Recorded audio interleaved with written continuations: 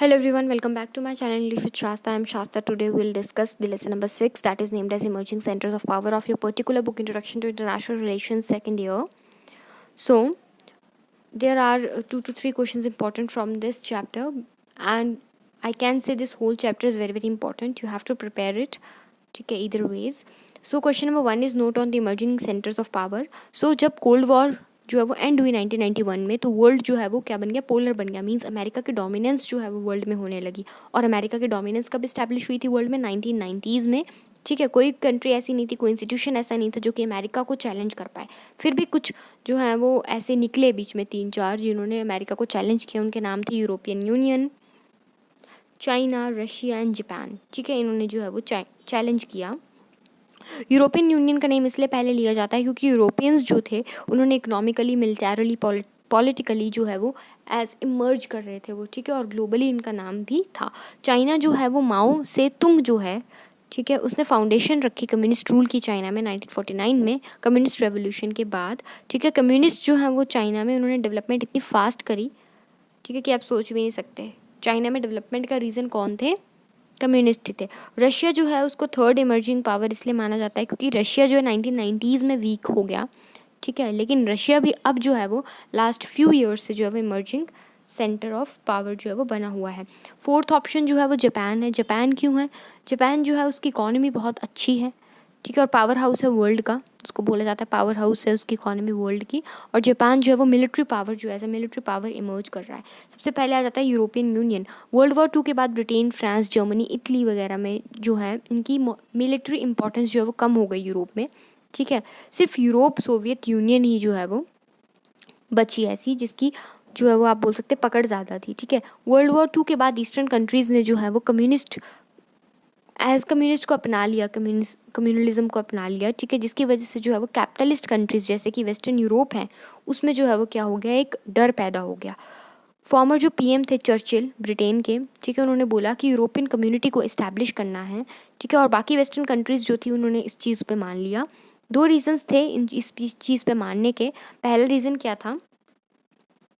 ठीक है, मैं आपको हिंदी में जो बता रही हूँ वही मतलब कि कहने का मतलब है वही आपको यहाँ पे लिखा हुआ मिल जाएगा इंग्लिश में. ठीक है, तो आपको मुश्किल नहीं होगी ना समझने में. जब भी आप नोट्स बनाएं या स्क्रीनशॉट जैसे भी लें तो साथ साथ में जो है वो वीडियो को भी सुनते रहें, ताकि क्या होगा, आपको पता लग जाएगा कि मैं क्या बता रही हूँ. ठीक है, बाकी मैं यही पढ़ के बोल रही हूँ, कुछ एक्स्ट्रा नहीं बोल रही. So coming back to our topic. So 2 reasons थे इसको एग्री करने के. पहला रीज़न क्या था कि अपने आप को भी उनको बचाना था. सेकंड रीज़न क्या था कि पावरफुल बनाना था सोशली, इकोनॉमिकली. ठीक है, वेस्टर्न नेशंस जो हैं उनको सोवियत यूनियन से डर लगता था. ठीक है, क्योंकि सिक्योरिटी को लेके वो थ्रेट बने हुए थे, क्योंकि उनके पास मतलब वो बहुत ज़्यादा एडवांस थे, वेपन्स वगैरह. ठीक है, अपना सोशल और इकोनॉमिक एक्सपेंशन जो है वो कंट्रीज़ में बढ़ाने के लिए 3 communities, European coal and steel community, European economic community ने, और जो यूरोपियन न्यूक्लियर एनर्जी कम्युनिटीज़ हैं, इनको इस्टेब्लिश किया गया. ठीक है, अब आ जाएगा एक्सपेंशन और एनलार्जमेंट ऑफ यूरोपियन यूनियन. इसके लिए सबसे पहले आप यूरोपियन यूनियन की इंट्रोडक्शन लिखेंगे जो मैंने आपको पीछे दी. Expansion of European coal and steel community. European steel और कोल कम्युनिटी कैसे एक्सपैंड हुई? अप्रैल 1951 में ये फाउंड हुई थी.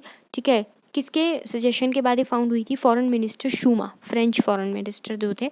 इसका मेन फंक्शन क्या था कि जो भी प्रोडक्शन और डिस्ट्रीब्यूशन है कोल का और स्टील का, उसके साइनिंग मेंबर्स का जो है वो यू कैन से कि जो भी प्रोडक्शन वगैरह है उसको कंट्रोल करना. ठीक है, यूरोपियन इकोनॉमिक कम्युनिटी, इसका क्या काम था? यूरोपियन स्टेट्स जो थे, ठीक है, उन्होंने आपस में मिल के क्या बनाई थी? यूरोपियन इकोनॉमिक कोऑपरेशन ऑर्गेनाइजेशन 1948 में बनाई थी. ताकि क्या हो, ताकि उनका जो मतलब मेन रीज़न यही था कि जो मेंबर्स हैं, जो कंट्रीज़ के मेंबर्स वगैरह हैं, उनको डिमोलिश करने का रीज़न था. ठीक है, और डेवलप करने का कंट्रीज़ को. ठीक है, यूरोपियन एटॉमिक पावर कम्युनिटी. ठीक है, ये ऑर्गेनाइजेशन जो है वो एडवोकेट करती है कि न्यूक्लियर पावर को जो है वो किस तरीके से पीसफुली आपको यूज़ करना है. Founded in Jain 1958. ठीक है, और France, Republic of Germany, Italy ने इसको साइन किया था. ब्रिटेन ने भी अप्लाई किया as a member of community, लेकिन ब्रिटेन को इसमें रिजेक्ट कर दिया गया. यूरोपियन फ्री ट्रेड कम्युनिटी, इसमें क्या था? ये ऑर्गेनाइजेशन इस्टेब्लिश हुई थी ब्रिटेन के एफर्ट्स के बाद, क्योंकि इकोनॉमिक इंटरेस्ट जो था ब्रिटेन का वो डैमेज हो रहा था यूरोपियन कॉमन मार्केट की वजह से. तो मेंबर्स जो थे नेशन के, उन्होंने एम्पावर किया टैक्सेस वगैरह कलेक्ट वगैरह करने के लिए, इसको जो है वो इस्टेब्लिश किया. यूरोपियन डिफेंस कम्युनिटी, इसका क्या था, पॉलिटिकल ऑर्गेनाइजेशन बनानी थी यूरोप में, ठीक है। इसलिए शेयर बजट जो है वो निकाला गया नेशनल इंटरेस्ट की पूर्ति के लिए, ठीक है, राष्ट्र हितों के लिए इस्टेब्लिश किया गया इसको 1952 में मई में। फीचर्स और कैरेक्टरिस्टिक्स या नेचर्स, कोई भी क्वेश्चन आ सकता है इसमें, नेचर भी लिखा हो सकता है तो भी आपने यही लिखना है, कैरेक्टरिस्टिक या फीचर लिखा होगा तो भी आपने यही पॉइंट्स लिखने हैं। एज इंटरनेशनल ऑर्गेनाइजेशन, तो यूरोपियन यूनियन, EU जो है यहाँ पे यूरोपियन यूनियन है, शॉर्ट फॉर्म में लिखा है मैंने, ठीक है। लास्ट ईयर से क्या हुआ था कि ये बहुत ज़्यादा बढ़ गया था, इसकी पावर्स जो है वो बढ़ गई थी। ओन बिलोंगिंग्स, यूरोपियन यूनियन के पास अपना फ्लैग था, अपना एंथम था, अपना फाउंडेशन डे था, अपना करेंसी डे था, ठीक है, जिसकी वजह से इसकी पावर पोजीशन थी। इकोनॉमी, इसकी बहुत ज़्यादा इकोनॉमी थी, वर्ल्ड में लार्जेस्ट इकोनॉमी थी। इंपॉर्टेंस, इसकी इंपॉर्टेंस क्या थी कि इसके मतलब वर्ल्ड पॉलिटिक्स में इसका काफ़ी ज़्यादा नाम था, चाहे वो पॉलिटिकली देखा जाए, ठीक है, चाहे इकोनॉमिकली देखा जाए। मेंबर्स, इसके जो मेंबर्स थे, ठीक है, टेम्परेरी मेंबर्स थे और ऐसे मेंबर्स थे जो कि मतलब न्यूक्लियर वेपन्स वगैरह को सपोर्ट करते थे। मिलिट्री जो थी इसकी सेकेंड लार्जेस्ट मिलिट्री थी वर्ल्ड में, ठीक है। लिमिटेशंस क्या है यूरोपियन यूनियन की? लिमिटेशंस हैं कि डिफरेंट कंट्रीज़ जो है यूरोपियन यूनियन की, उनकी अपनी अपनी डिफरेंट पॉलिसीज़ हैं। डिफेंस पॉलिसी भी डिफरेंट है, फॉरेन पॉलिसीज़ भी डिफरेंट है, ठीक है। तो एक दूसरे के अगेंस्ट भी चले जाते हैं ये लोग कभी कभी। और बहुत ज़्यादा यूरोपियन यूनियन कंट्रीज़ जो हैं उन्होंने यूरो करेंसी को अभी तक भी इम्प्लीमेंट नहीं किया था। डेनमार्क और स्वीडन ने जो है वो अपोज किया था इसको, ठीक है, मास्ट्रिस्ट ट्रीटी को जो है वो अपोज किया था। Causes of success of European union, European union का सक्सेस कैसे हुआ? यूरोपियन यूनियन जो है, ठीक है, इंपॉर्टेंट रीजनल ऑर्गेनाइजेशन है कंट्रीज़ की यूरोप में, ठीक है। यूरोप की जो कंट्रीज़ है उनकी रीजनल ऑर्गेनाइजेशन है यूरोपियन यूनियन। का सक्सेस क्या रहा है? The European union has made all rounded efforts to establish its political diplomatic influence, वो हमने देखा ही। रीजनल ऑर्गेनाइजेशन जो थी, ये रीजनल ऑर्गेनाइजेशन थी, ठीक है, डेवलप कंट्रीज़ के अंडर इसको गिना जाता था। इसका अपना फ्लैग वगैरह था। ग्रेट, इसकी पॉलिटिकल इकोनॉमिक डिप्लोमेटिक इन्फ्लुएंस था ज़्यादा, ठीक है। लार्जेस्ट इकोनॉमी थी वर्ल्ड में। परमानेंट मेंबर्स जो थे इसके, ठीक है, और वो न्यूक्लियर वेपन्स वगैरह पे भी ज़्यादा सपोर्ट करते थे। आपने इसमें इसके फीचर्स ही लिख देने हैं कॉजेज़ में, सक्सेस के कॉजेज़ में, ठीक है। Largest military in the world, second largest military. Challenges क्या थे यूरोपियन यूनियन के? कि जो ईस्टर्न यूरोप की कंट्रीज़ हैं उसकी बैकवर्डनेस, ठीक है, उसको फ्री करना कम्युनिस्ट लॉ की हेल्प से। Disagreement on shared foreign policy, बहुत ज़्यादा मेंबर्स यूरोपियन यूनियन के मतलब कॉमन फॉरेन पॉलिसी को सपोर्ट नहीं करते थे। नेशनल सेंटिमेंट्स इंक्रीज़ हो रहे थे, ठीक है, यूरोप की डिफरेंट कंट्रीज़ में, और यूरोपियन यूनियन पे भी क्वेश्चंस जो हैं वो आ रहे थे। एटीट्यूड टूवर्ड्स जर्मनी को लेके इनका क्या एटीट्यूड था? यूरोपियन यूनियन के जो मेंबर्स थे, ठीक है, वो सस्पिशियस देखते थे, मतलब उनको शक रहता था जर्मनी पे, ठीक है, इसलिए वो जर्मनी को वीक करने की कोशिश हमेशा करते ही रहते थे। Desire to get more power वो ज़्यादा चाहते थे, क्योंकि वो एक तो दूसरी कंट्रीज़ को कैसे देखते थे, वो सस्पिशन के मतलब शक की तौर पे देखते थे। Increase in number of migrants जो है वो, यहाँ पे peaceful law and order employment वगैरह था यूरोपियन कंट्रीज़ में, इसीलिए जो है वो माइग्रेशन मतलब माइग्रेट करके लोग आ रहे थे यहाँ पे, क्योंकि यहाँ पे लेकिन इस वजह से क्या हो रहा था कि इनके रिसोर्सेज पे नेगेटिव इम्पैक्ट पड़ रहा था। जो वहाँ के लोग थे उनको दिक्कत हो रही थी। अमेरिकाज नेगेटिव व्यू, अमेरिका को जो है यूरोपियन यूनियन बिल्कुल भी पसंद नहीं था, क्योंकि यूरोपियन यूनियन एक इंक्रीजिंग पावर थी, तो अमेरिका ट्राई करता रहता था इसको जो है वो डाउन कैसे करना है। China as an emerging centre for power, Mao Tse Tung ने, मैंने बताया, इसने फाउंडेशन रखी थी 1949 में कम्युनिस्ट रेवोल्यूशन के बाद, ठीक है। इकोनॉमिक फील्ड में भी ये सुपर पावर बन गया, और इकोनॉमिक रिफॉर्म्स की वजह से चाइना ने जो है अपनी बहुत बड़ी पोजीशन, और 2040 तक तो ये सबसे बड़ी पोजीशन जो है वो हासिल करने का इसका ट्राई है, ठीक है। और इसने जो है वो क्या सोचा हुआ है कि हम जो इकोनॉमिक सिस्टम जो है अमेरिका का, उसको भी जो है वो पीछे छोड़ देंगे, ये इसने सोचा हुआ है। 1950s और 1960s में चाइना जो है उसने जो अपनी इकोनॉमिक ग्रोथ भी इंक्रीज़ करी है। 1970s में जितने भी चाइनीज़ रूलर थे, ठीक है, जितने भी ऑब्स्टेकल्स उनके बीच में थे मॉडर्नाइजेशन की तरफ जाने के, जितने भी ऑब्स्टेकल्स थे उनको उन्होंने जो है वो ख़त्म किया।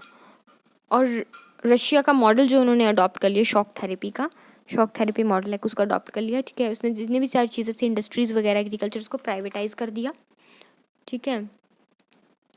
2001 में क्या किया इन्होंने, चाइना ने अचीव कर लिया कि इंपॉर्टेंट वर्ल्ड ट्रेड ऑर्गेनाइजेशन को ज्वाइन करके, और प्रेजेंट टाइम में चाइना जो है वो ऐसी इकोनॉमिक पावर है एशिया में, ठीक है, जितनी भी बिग कंट्रीज़ वगैरह उसके साथ अच्छे इकोनॉमिक रिलेशंस जो है वो बना के रखती है। शॉर्टकमिंग्स क्या हैं? चाइना बेशक इकोनॉमिक पावर ज़रूर है, लेकिन अनएम्प्लॉयमेंट बहुत ज़्यादा बढ़ गई है चाइना में। इकोनॉमिक डेवलपमेंट अब नहीं हो रही है इतनी। सोशल स्टेटस जो है वीमेन का वो भी गिर गया है। रिच और पुअर के बीच में बहुत ज़्यादा गैप्स आ गए हुए हैं, ठीक है। मोस्ट ऑफ द कंट्रीज और मल्टीनेशनल कंपनीज जो हैं वो चाइना के साथ बिजनेस करना चाहती हैं, ठीक है, जिनपिंग जो है उन्होंने अनाउंस किया है 2013 में belt one road OBOR China की इकोनॉमी को इन्फ्लुएंस करने के लिए पूरे के पूरे वर्ल्ड को। ठीक है, बाकी आप अपने अकॉर्डिंगली देख लें। Russia as an emerging centre of power, Russia भी सक्सेसर है सोवियत यूनियन का। कुछ ऐसे इंसिडेंट्स रहे जिस वजह से रशिया को बहुत ज़्यादा सफ़र करना पड़ा, जैसे न्यूक्लियर सबमेरीन इंसिडेंट हुआ 2000 में, चेचन रिबेल्स 2004 में। इसकी वजह से रशिया की इकोनॉमी वगैरह जो है वो थोड़ी सी मतलब गड़बड़ा गई, लेकिन फिर भी रशिया जो है इमर्जिंग सेंटर है। ठीक है, रशिया का रिलेशन अमेरिका के साथ फ्लक्चुएट करता है, कभी अच्छा कभी बुरा। एंड ऑफ कोल्ड वॉर में रशिया जो है इकोनॉमिक डेवलपमेंट के पीछे लग गया अपनी। ठीक है, सुपर पावर बनना चाहता है 21st सेंचुरी में भी वो। इजरायली प्राइम मिनिस्टर जो है रशिया को सुपर पावर मानते हैं। PM मोदी भी रशिया में विजिट किया उन्होंने 2017 में।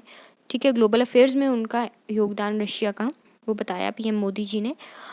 इरिस्पेक्टिव ऑफ अमेरिका, ठीक है, रशिया जो है वो सीरिया में भी, ठीक है, लीडरशिप ऑफ पुतिन की लीडरशिप में सीरिया में भी जो है थोड़ा बहुत इंटरफेयर कर रहा है अब। ठीक है, रशिया जो है अब सेंटर ऑफ इमर्जिंग पावर बनता जा रहा है। रशिया की इकोनॉमी जो है वो बेटर बन गई है पहले से। रशिया का कम्युनिकेशन सिस्टम भी एडवांस हो गया है, मॉडर्न मीन्स ऑफ ट्रांसपोर्ट यहाँ पे आ गए हैं। रशिया का इंडस्ट्रियल सिस्टम भी इम्प्रूव हो गया है। गवर्नमेंट भी जो है बहुत सारी फैसिलिटीज़ लोगों को प्रोवाइड कर रही है। एफर्ट्स जो है वो अनएम्प्लॉयमेंट को कंट्रोल करने के लिए जो है वो कर रही है। जापान कैसे इमर्जिंग सेंटर है? जापान जो है बेचारे उस पर जो है वो आपको पता है हिरोशिमा नागासाकी वाला जो अटैक हुआ था, एटॉमिक बॉम्ब जो फेंके गए थे US के थ्रू, ठीक है, World War II, इससे उसकी जो है वो बहुत ज़्यादा मतलब इकोनॉमिक पे फ़र्क पड़ा है। लेकिन फिर भी वो first economic and technical force है अभी भी वर्ल्ड की। 1980s में बहुत ज़्यादा स्कॉलर्स बिलीव करते कि जापान जो है वो अपनी पॉपुलेशन, अपनी स्ट्रेंथ, उसकी सबसे बड़ी GDP है। ठीक है, ज़्यादातर जापान में वगैरह में लोग क्या हैं, बूढ़े हैं। ठीक है, यंग पॉपुलेशन इंडिया में ज़्यादा है और ओल्ड पॉपुलेशन जो है वो जापान वगैरह में है। रीजंस क्या है इमर्जिंग सेंटर के पॉपुलेशन जापान की? ठीक है, मैंने आपको बता दिया। जापानीज़ सोसाइटी जो है बहुत अच्छी है। पावर, आर्मी का पावर इसका बहुत ज़्यादा इंक्रीज़ कर रहा है डे बाय डे। ठीक है, और नॉर्थ कोरिया को भी काउंटर थ्रेट्स जो है वो दे रहा है। और इंडस्ट्रियल एलिमेंट भी है इसमें। इंडस्ट्रियल एलिमेंट क्या है कि बुलेट ट्रेन वगैरह, हेल्थ एंड एजुकेशन बहुत अच्छी है यहाँ पे, और फॉरेन पॉलिसीज़ ताकि उसके अच्छे रिलेशन बन पाए इंडिया, अमेरिका, यूरोपियन कंट्रीज़ के साथ। ठीक है, that's all about your chapter number 6। God bless you all, take care, love you all, bye bye.